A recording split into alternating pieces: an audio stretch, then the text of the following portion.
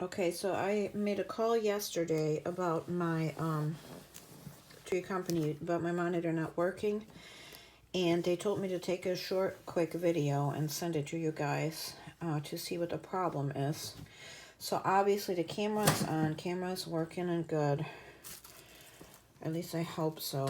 Can't really check it because my main problem is I can't turn the monitor on. I unpacked it 2 days ago at night, plugged it in, let it charge all night because I figured that might have been a problem.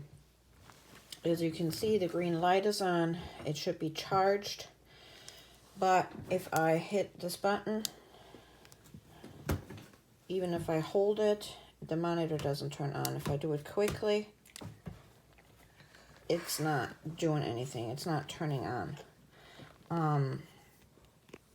And another thing that I noticed, I had it unplugged while I made the phone call to customer service to you guys.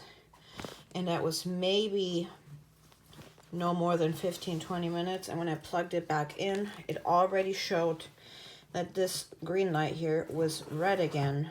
And it took at least, I want to say 2 to 3 hours before it was before it went from red back to green, which I thought it was kind of odd. I didn't think it should take this long